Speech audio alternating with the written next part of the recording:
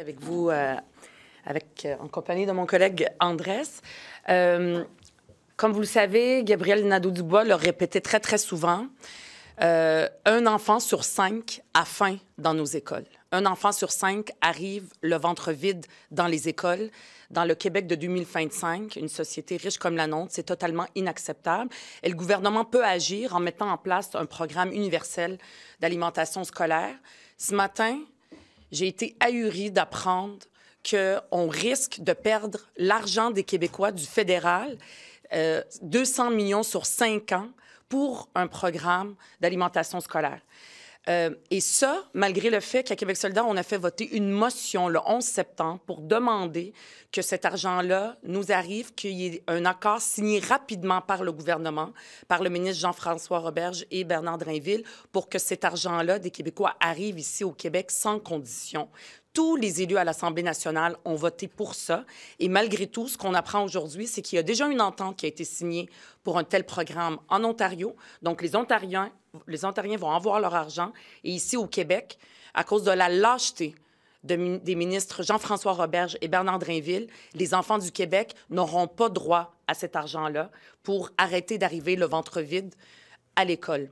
Moi, je trouve ça inacceptable et je demande au ministre Jean-François Roberge, je demande aussi au premier ministre Jean-François Legault de se ressaisir, de parler à ses ministres pour conclure une entente rapidement, parce que l'élection fédérale est imminente. Les enfants du Québec risquent de perdre cet argent-là. C'est inacceptable. Bonjour, mesdames, messieurs. Vous le savez, les locataires du Québec ont reçu une nouvelle catastrophique ces derniers jours, une hausse de presque 6% au minimum, parce qu'on sait par des témoignages qui arrivent dans nos bureaux de circonscription qu'il y a des locataires qui reçoivent des hausses de 7, 8, 10, même 12% d'augmentation. Donc, quelle est la réponse de la ministre devant cet appauvrissement net de l'ensemble des locataires du Québec? L'indice d'augmentation des loyers du TAL n'est qu'une fiction. Il est carrément déconnecté de la réalité des locataires. Il doit se ressaisir. Il ne peut pas rester les bras croisés. Samedi prochain, ça se peut qu'il y ait des tarifs très importants décrétés par Donald Trump, ce qui va appauvrir encore l'ensemble de la population, et le gouvernement refuse d'intervenir afin d'appauvrir davantage les locataires. C'est sa responsabilité d'intervenir, de présenter un projet de loi très rapidement afin de limiter la hausse des loyers du TAL, tel que nous le proposons, par exemple, au taux d'inflation. C'est le temps de faire un geste fort pour éviter l'appauvrissement des locataires du Québec. Est-ce que vous craignez une récession?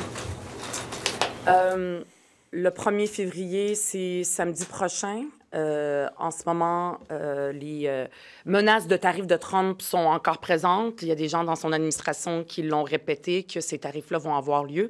Et oui, il y a une crainte pour notre économie, il y a une crainte pour une récession.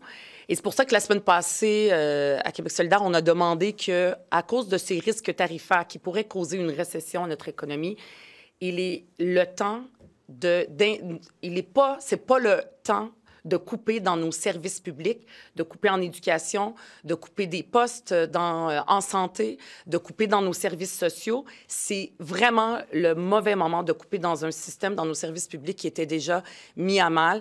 Donc, ça serait... c'est ce qu'on demande à M. Legault, et moi, je le sens très peu énergique par rapport à Donald Trump. Il a peur de bouger, il a peur de le provoquer, il envisage des possibilités, il envisage des choses. Christine Fréchette nous dit qu'elle a un plan, mais l'objectif, c'est que les tarifs n'aient pas lieu. Je veux dire, ils peuvent très, très bien dire « Ah, on veut pas, on ne souhaite pas de tarifs ». Il n'y a personne qui souhaite des tarifs. Est-ce qu'il faut repousser l'objectif du retour à l'équilibre budgétaire, qui est prévu pour 29-30 actuellement? Est-ce qu'il faut repousser ça devant, justement, la menace pour notre économie, à la faveur, par exemple, de programmes d'aide aux entreprises, en fait, pour stimuler l'économie? Dans la situation imprévisible dans laquelle on est, l'urgence n'est pas le déficit. C'est même le ministre de l'Économie qui l'a dit, qui voulait le repousser. L'urgence, c'est d'aider les Québécois. Le rôle d'un gouvernement, c'est de prendre soin du monde puis de s'assurer que dans des situations de économiques comme celle-là, imprévisibles, qui pourraient les amener dans la précarité. M. Legault a parlé de 100 000 emplois. Si ces tarifs-là allaient avoir lieu, c'est extrêmement inquiétant. C'est le gouvernement qui doit agir pour les Québécois et pour ça, il doit arrêter de couper dans les services publics. Puis à chaque fois qu'on lui pose la question, il dit « Ah, je ne coupe pas, c'est de la rigueur budgétaire. » C'est pas ça qui arrive. En ce moment, qu'il aille le dire ça aux gens qui veulent recevoir des services publics, qu'il aille le dire aux mères de famille qui reçoivent un chèque parce qu'elles gardent leurs enfants, qui ont vu leur chèque coupé parce qu'elles gardent leurs enfants handicapés à la maison, qu'ils leur disent « Ah, c'est pas une coupure, ça. C'est pas une coupure des services publics. C'est pas une coupure de votre chèque. C'est de la rigueur budgétaire. » Expliquer justement que le gouvernement dit qu'il n'y a pas de coupure. Là, en décembre, le sous-ministre à la Santé avait demandé à Santé Québec de ne pas couper dans l'aide à domicile. Puis là, on apprend qu'il y en a des vraies compressions. Quelqu'un avec un chronomètre qui vérifie combien de temps ça prend à amener quelqu'un aux toilettes, mais qui ne chronomètre pas le temps que ça prend sur la toilette. Là. Donc ça, à votre avis, c'est des compressions, c'est des coupures? Le gouvernement ment. M. Legault ment quand il dit qu'il n'y a pas de coupure, puisqu'il y a des coupures. Il peut bien jouer sur les mots, mais c'est exactement ce qu'il y a. Santé Québec a reçu le mandat de couper 1,5 milliard de dollars. C'est impossible. Santé Québec, eux-mêmes, les top guns du gouvernement, ont dit que ça va être pas possible de ne pas toucher au service. Avez-vous des appréhensions par rapport au dépôt du projet de loi cadre tout à l'heure? On va voir, on va l'évaluer, on va le lire, ce projet de loi. Je comprends que le ministre Jean-François Roberge était occupé à écrire un projet de loi pour définir un modèle d'intégration des Québécois. Et c'est une des raisons pour laquelle on a poursuivi l'argent pour le programme du fédéral, pour le programme d'alimentation scolaire.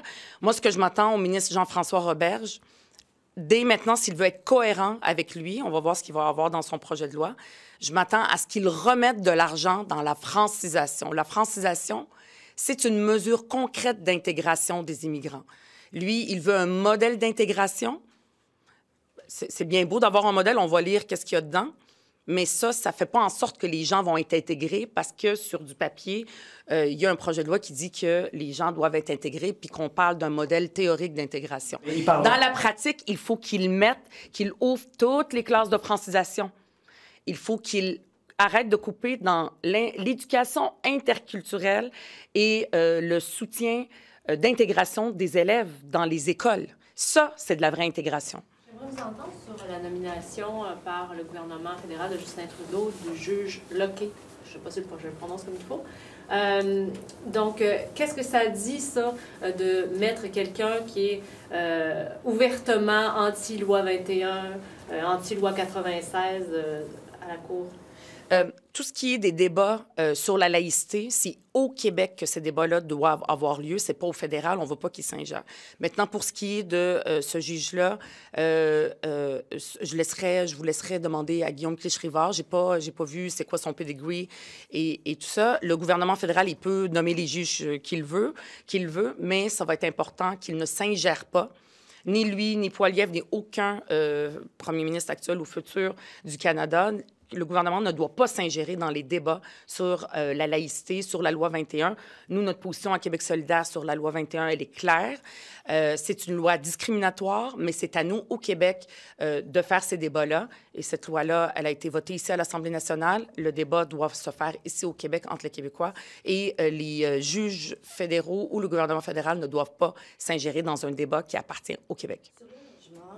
Est-ce que vous pensez que le gouvernement devrait intervenir pour mieux encadrer la sélection des locataires dans les coops d'habitation?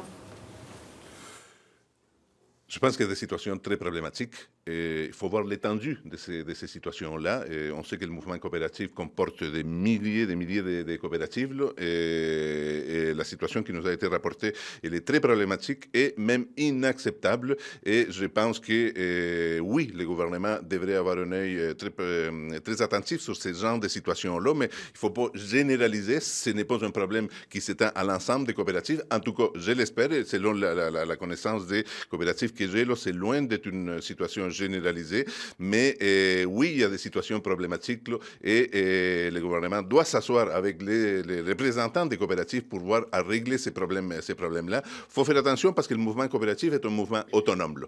Ils ont des prérogatives importantes et c'est à eux, avant tout, d'intervenir. Et je pense que le gouvernement pourrait s'asseoir avec les représentants et représentantes du mouvement coopératif pour régler ce type de problèmes de népotisme, entre autres.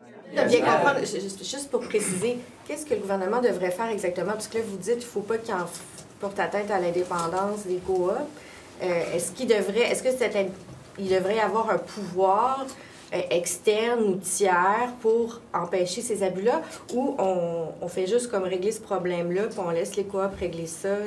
C'est pas clair. Le gouvernement a déjà beaucoup de pouvoir sur les coopératives du Québec. Là. Moi, je pense qu'on devrait peut-être clarifier davantage certaines directives afin d'empêcher, sur le fonctionnement d'une coopérative, afin d'empêcher ce type de situation. Mais c'est aux coopératives de se prendre en main avant tout. Donc, on doit donner les moyens, l'État doit donner les moyens, même réglementaires, aux coopératives et aux fédérations qui représentent les coopératives afin de régler ce type de problèmes. La Montréal d'interdire Airbnb sauf l'été, est-ce que c'est une bonne solution selon vous? Est-ce que ça peut aider les problèmes de logement, justement? Ça va certainement aider. On sait qu'il y a une explosion d'Airbnb un peu partout à travers le Québec, en particulier à Montréal. Ça fait une ponction du parc locatif là, qui est destiné à d'autres fins que loger des ménages du Québec. Oui, c'est une très bonne décision de la Ville de Montréal qui fait face à une inaction de la part du gouvernement du Québec. Là. Ils font en quelque sorte le travail que le gouvernement du Québec devrait faire et qu'ils ne font pas. À tenir un point de presse plus tard ce matin, est-ce que vous pensez que Mme Guilbeault sait ce qui se passe à la SAC? Visiblement, non.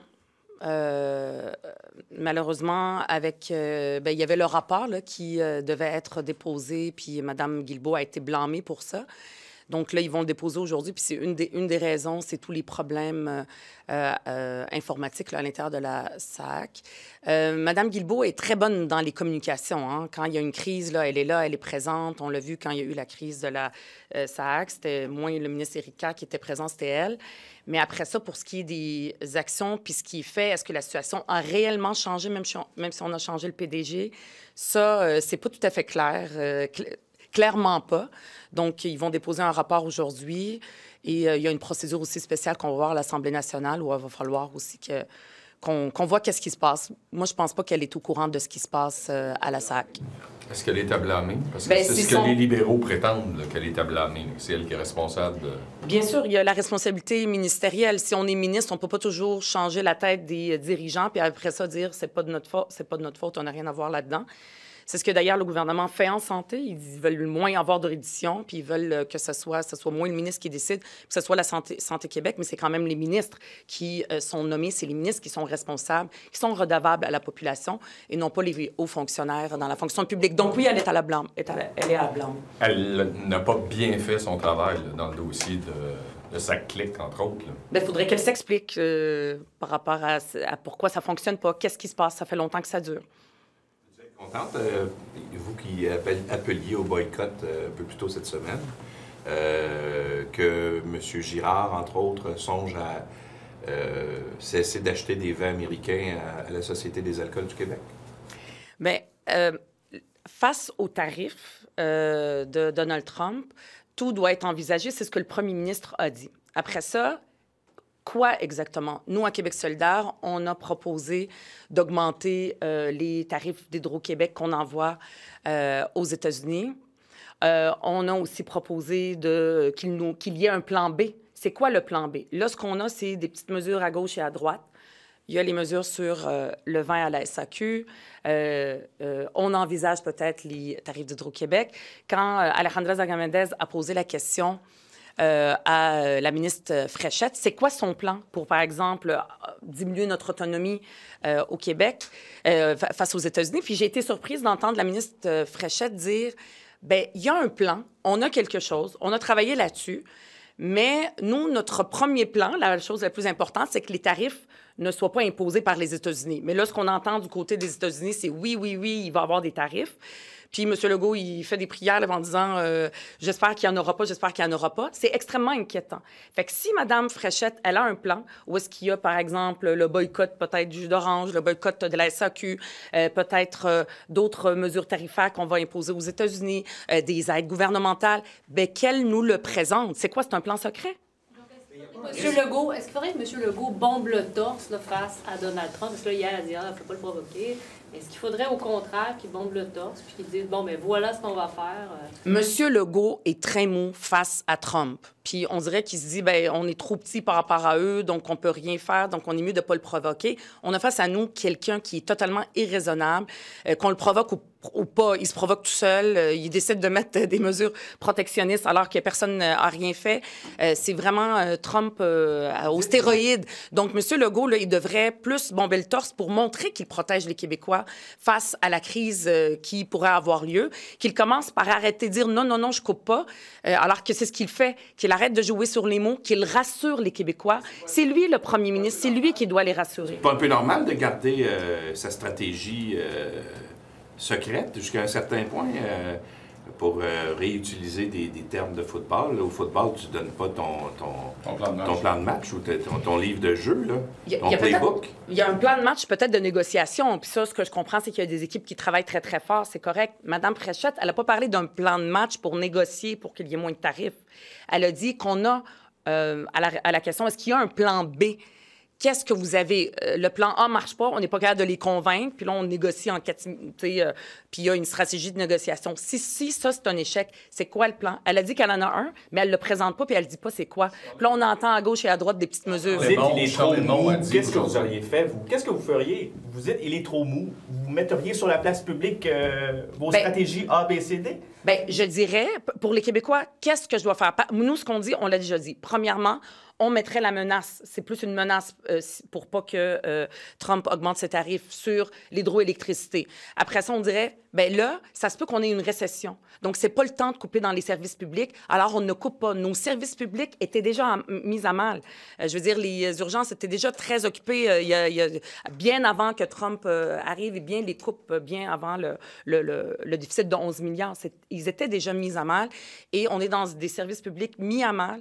On manque de profs. Ça fait longtemps qu'on en parle et on vient couper.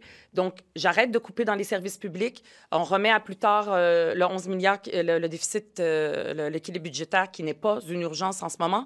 Et on rassure les Québécois. Peut-être qu'il y a des aides gouvernementales pour certains secteurs économiques qui sont importants. Et c'est quoi le plan pour assurer l'autonomie du Québec? Ça fait longtemps que j'entends le ministre de l'Agriculture nous dire qu'il va falloir qu'on utilise des produits québécois dans nos services publics, dans nos institutions. C'est rendu où? Il n'est pas énergique, il n'est pas actif, il ne rassure pas les Québécois. Il a peur de M. Trump, puis il regarde aller, puis il dit on va attendre l'éléphant bouger, puis on va voir ce qu'on peut faire. Madame Gazal, vous êtes désormais une utilisatrice de la plateforme Blue Sky depuis hier. Pour quelle raison cette nouvelle plateforme, pour vous, est-ce que vous souhaitez vous retirer de X éventuellement? Non, on ne souhaite pas de nous retirer de X pour le moment. Blue Sky, il y a des gens qui... il y a un mouvement d'aller sur Blue Sky. Je l'ai ouvert. J'ai commencé à regarder comment est-ce que ça fonctionne. Encore une fois, tant et aussi longtemps que tous les médias sont là-dessus, puis c'est là qu'on peut être cité, je vais continuer à être là-dessus. Vous voulez augmenter le prix de l'hydroélectricité qu'on exporte aux Américains. Il n'y a pas un risque pour l'environnement parce que, je veux dire, les New York, Massachusetts, s'ils veulent notre électricité, c'est pour se libérer de leur centrale au gaz. Donc, ils vont peut-être tout simplement réactiver leur centrale au gaz naturel. Là, et au charbon. Ou au charbon, qui vont coûter moins cher, en plus, à l'électricité moins coûteuse que ce qu'on va leur vendre avec des tarifs. Bien, peut-être, et aussi peut-être pas, parce que les États, ils ont des plans de transition. Puis Donald Trump ne peut pas s'immiscer dans cette compétence eux autres, c'est pas des provinces, là, des États, par rapport à leurs plans. Ils ont des objectifs. Par exemple, l'État de New York, il y a des objectifs à atteindre. Ça, est-ce qu'ils vont le jeter puis dire c'est terminé? Donc, nous, on augmente ces tarifs-là pour augmenter la pression. Puis juste brandir la menace. Pas juste dire je l'envisage, brandir la menace. Bien là, dans ces États-là, il va y avoir des gens, puis dans les États... oui. Dans un État de droit, vous êtes prête à casser des contrats? En ce moment-là, on est dans une situation exceptionnelle, donc il faut réfléchir en dehors de la boîte, puis il faut tout envisager. Donc, juste de commencer par brandir plus fermement que juste dire « je l'envisage », l'hydroélectricité. Vous êtes prête à casser des contrats. C'est pas l'électricité, ce que je comprends de votre propos, c'est pas l'électricité excédentaire que vous êtes prêts. Là, c'est vraiment les contrats dûment signés. Vous dites ça, on augmente ça de 25 %. C'est-à-dire qu'il faut commencer à en parler, puis après ça, on n'est pas rendu à les casser puis à tout les briser. Et ça, on n'est pas là du tout, là. Commençons par dire, nous, on augmenterait les tarifs d'Hydro-Québec, de l'hydroélectricité québécoise qui est envoyée aux États-Unis. Commençons par ça de façon ferme. On n'est pas rendu à tout briser et tout casser. Puis eux, ils ne sont pas rendus à retourner aux énergies fossiles entièrement, là. Que vous préférez l'attitude de Doug Ford en Ontario, là, qui est plus agressif? Oui, j'ai une préférence pour Doug Ford par rapport à François Legault face à son attitude de Donald Trump. Qu'une casquette. C'est pour ça que je dis. M. Legault, il ne faut pas qu'il cabotine, parce qu'il le fait déjà. Il le fait un peu sur le jus d'orange. Il devrait juste rassurer les Québécois, être ferme dans son attitude et présenter le plan que Mme Fréchette, sur lequel elle a travaillé, pour que les gens se disent, OK, si on s'en va dans une situation économique où les tarifs sont élevés, si on s'en va dans une situation où il y a une récession, bien voici le plan du gouvernement pour rassurer les Québécois. Est-ce que vous vous surprenez d'aimer mieux un premier ministre progressiste conservateur qu'un premier ministre caquiste?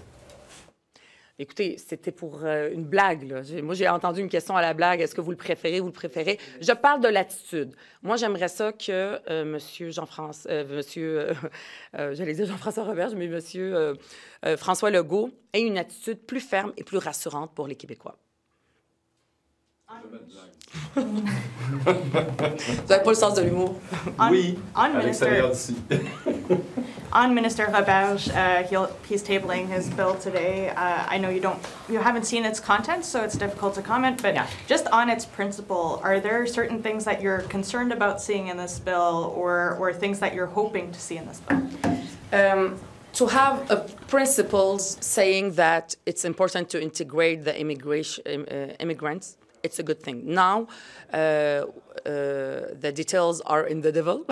We will see the bill, and we will read it, and we will evaluate it. Now, what is important is to invest in the integration of immigrants, and Monsieur Jean-François Roberge should put his time to increase the Francisation. He should open all the Francisation class that has been closed, and he should also stop cutting in the support of immigrant students in our school.